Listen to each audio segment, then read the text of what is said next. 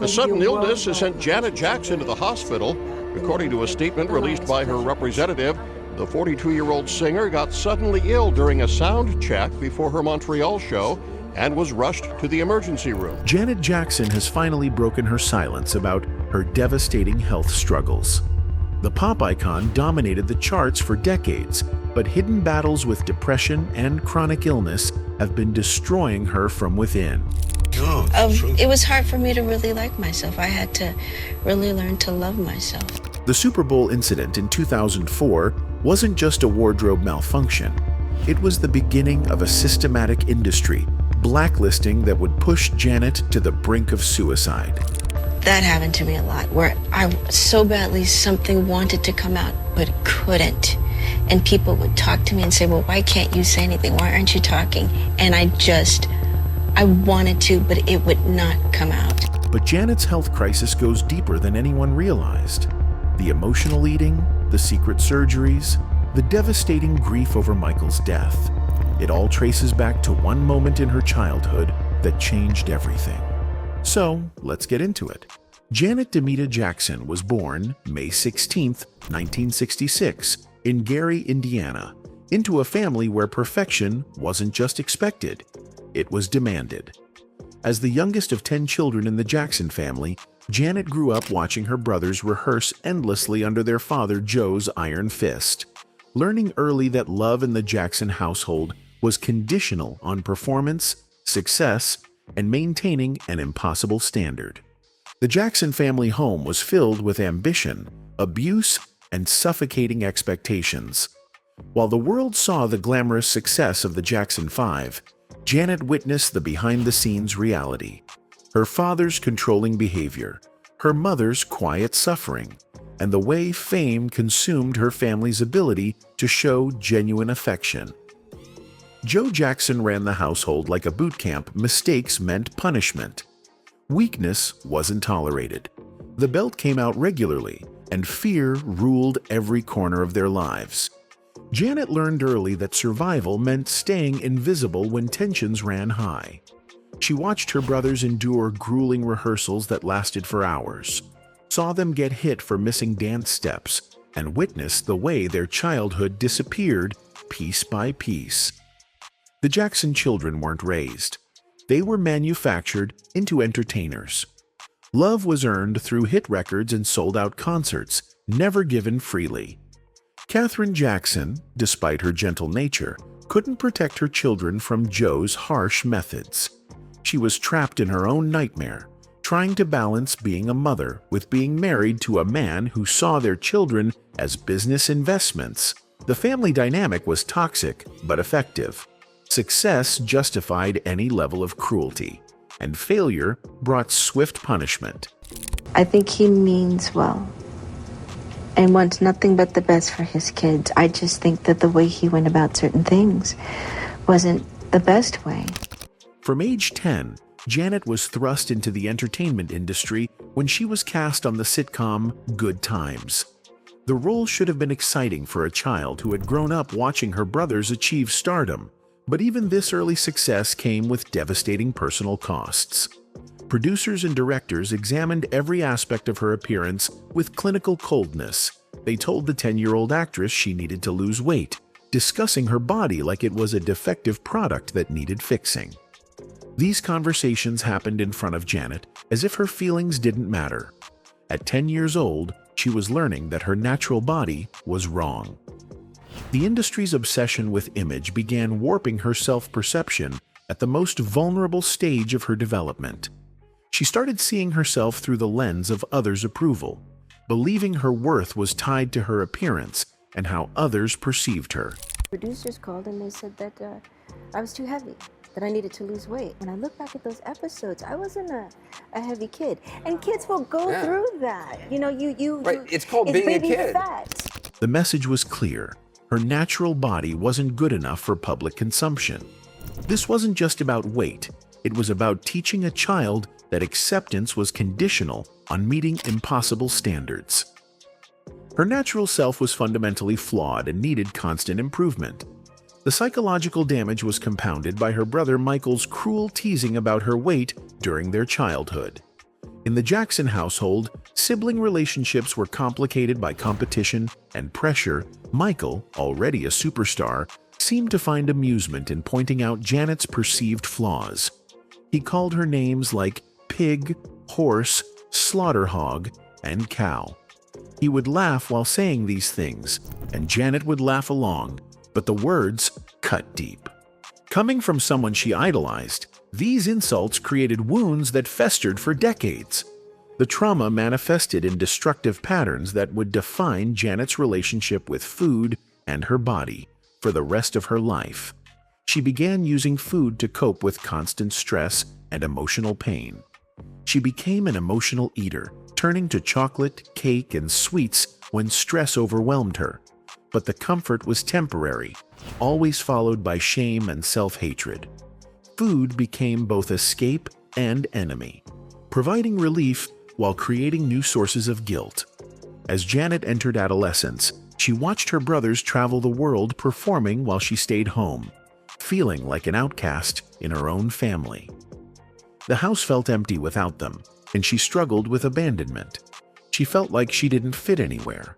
Too young for the music industry, too different from normal kids her age. The loneliness was crushing, creating a desperate need for approval that would drive her to dangerous extremes throughout her career. The family's focus on image over emotional health meant Janet's struggles were dismissed or ignored. Mental health wasn't discussed in the Jackson household. You pushed through pain, performed regardless of how you felt inside, and never let anyone see you crack. Janet learned to hide her suffering behind a smile, a skill that would serve her professionally but destroy her mentally. By her teenage years, Janet was already showing signs of the depression that would plague her adult life. She experienced mood swings, unexplained sadness, and persistent feelings of inadequacy. The constant pressure to maintain the Jackson family image, combined with her own insecurities, created psychological distress that would only worsen with time. It's hard for me to really like myself. I had to really learn to love myself. The foundation was laid for decades of self-destructive behavior, masked by professional success. Janet had learned that love was conditional, that her body was never good enough, and that her emotions were obstacles to overcome, rather than valid experiences to process and heal. These childhood lessons would nearly kill her decades later. February 1, 2004, was supposed to be Janet Jackson's triumphant return to the Super Bowl stage. Instead, it became the moment that nearly destroyed her career and sent her spiraling into the darkest period of her life. What happened during those final seconds of her halftime performance with Justin Timberlake would expose the entertainment industry's racist and sexist double standards, while pushing Janet to the brink of a complete breakdown. The performance had been meticulously planned and rehearsed.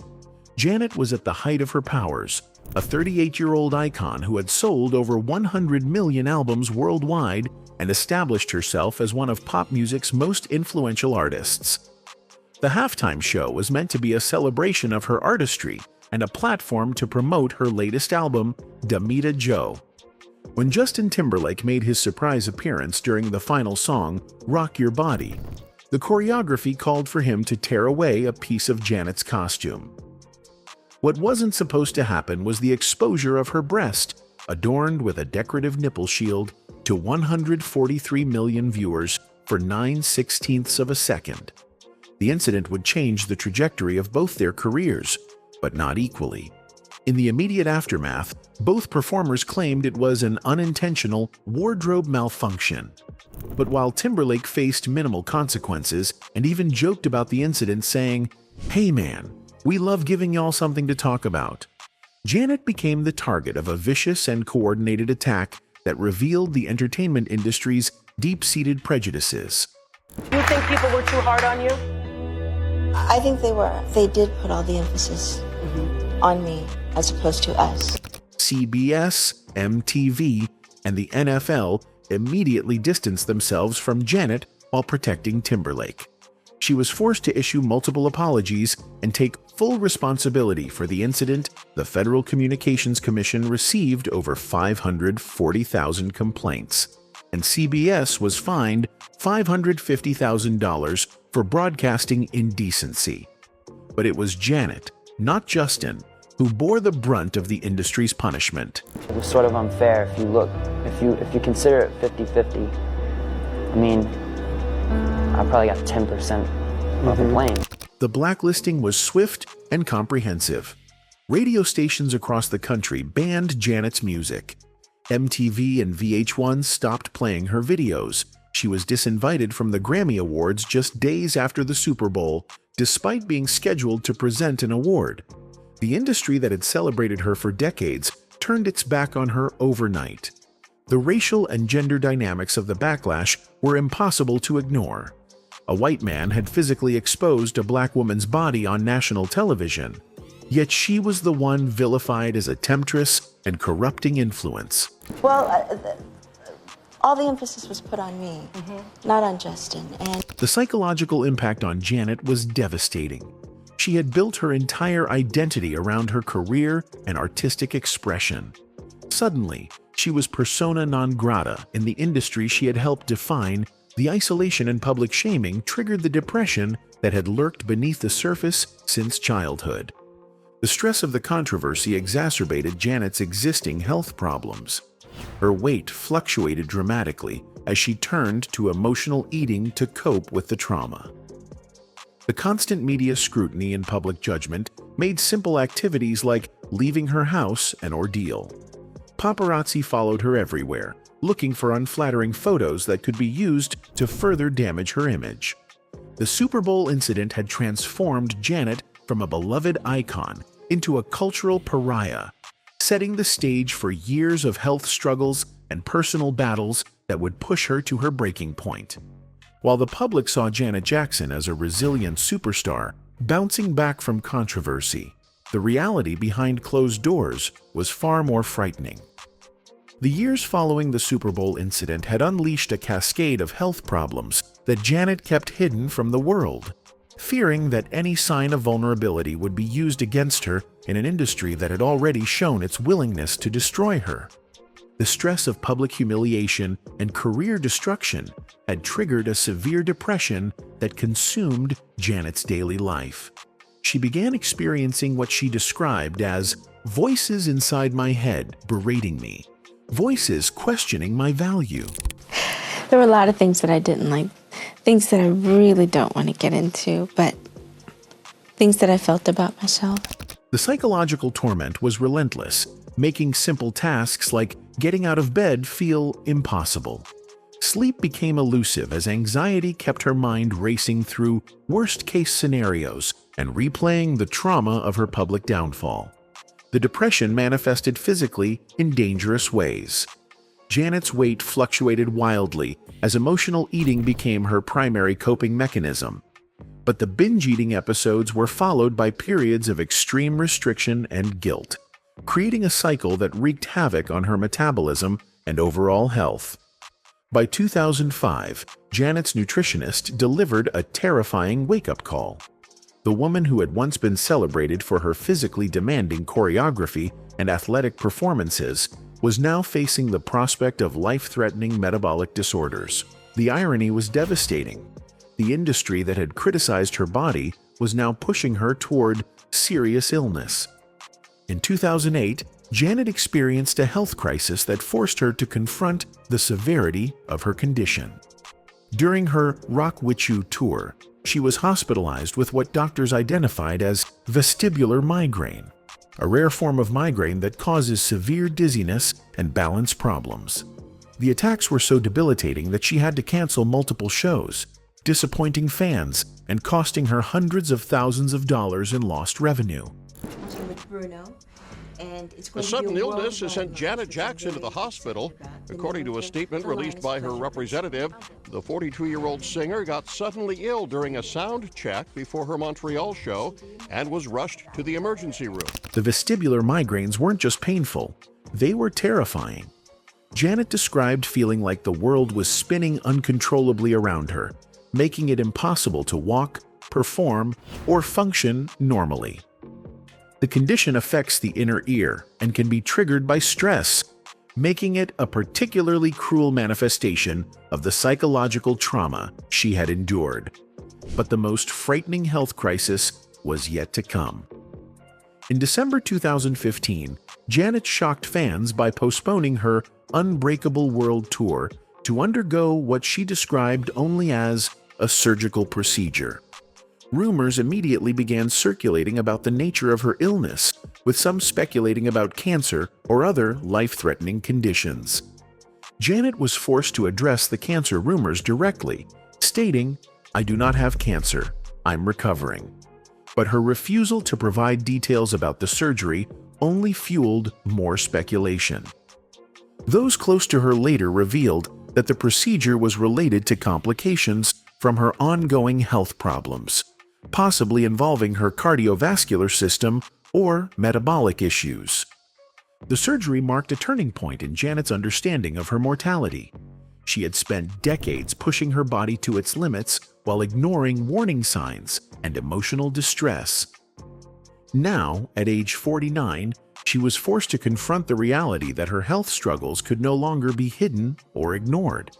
The question became whether it was too late to reverse the damage she had inflicted on herself through years of stress, emotional eating, and untreated depression.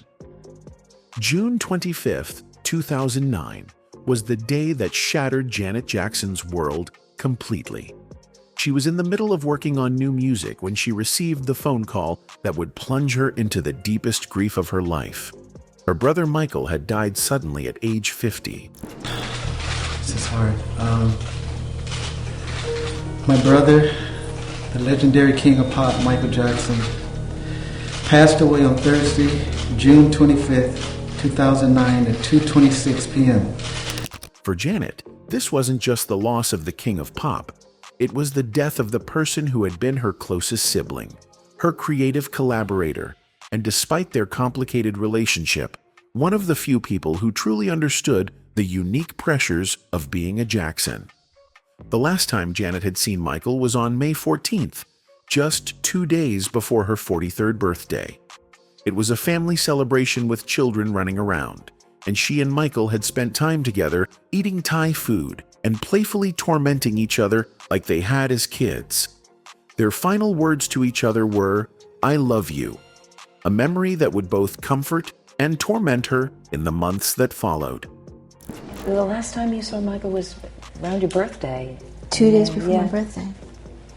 Did you tell him you loved him? Yeah, it was the last thing we said to one another. It was. Yeah.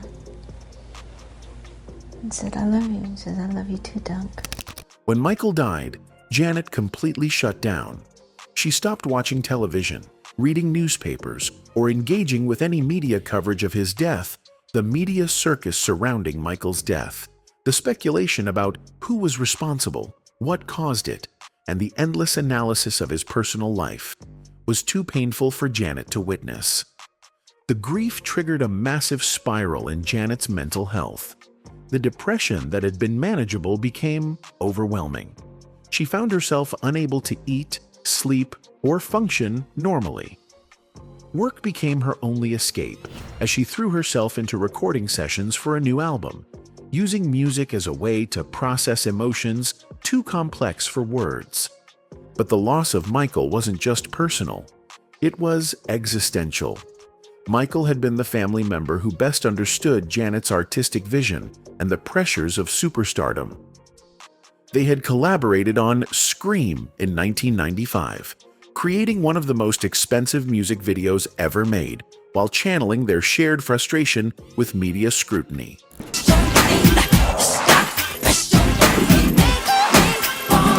Now, with Michael gone, Janet felt truly alone in carrying the Jackson legacy. The guilt was almost unbearable.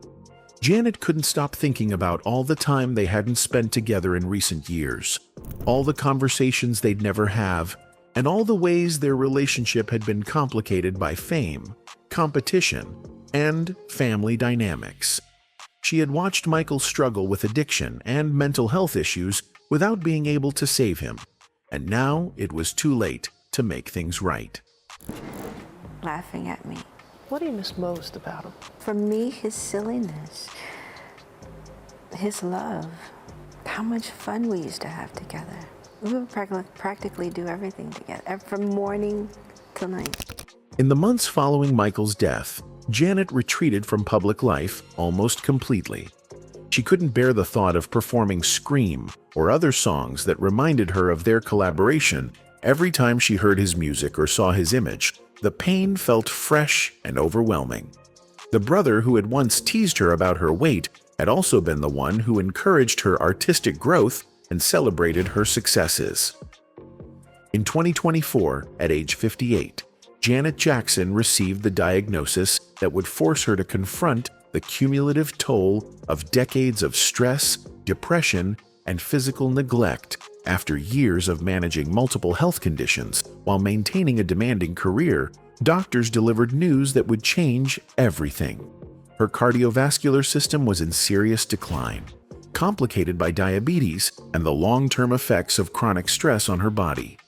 The revelation forced Janet to trace the through line from her childhood trauma to her current health crisis. The emotional eating that began as a response to her brother's cruel comments about her weight had evolved into a full-blown eating disorder. The depression triggered by industry rejection and family dysfunction had gone untreated for decades, manifesting in physical symptoms that were now life-threatening. At 59, Janet Jackson isn't saying goodbye to life. She's saying goodbye to the destructive patterns that nearly killed her. Her final message to fans is both heartbreaking and hopeful. A reminder that even superstars are vulnerable to the long-term effects of untreated trauma, but that it's never too late to choose healing over performance, authenticity over image, and self-care over the expectations of others. Anyway, that's it for this video, folks. Bye.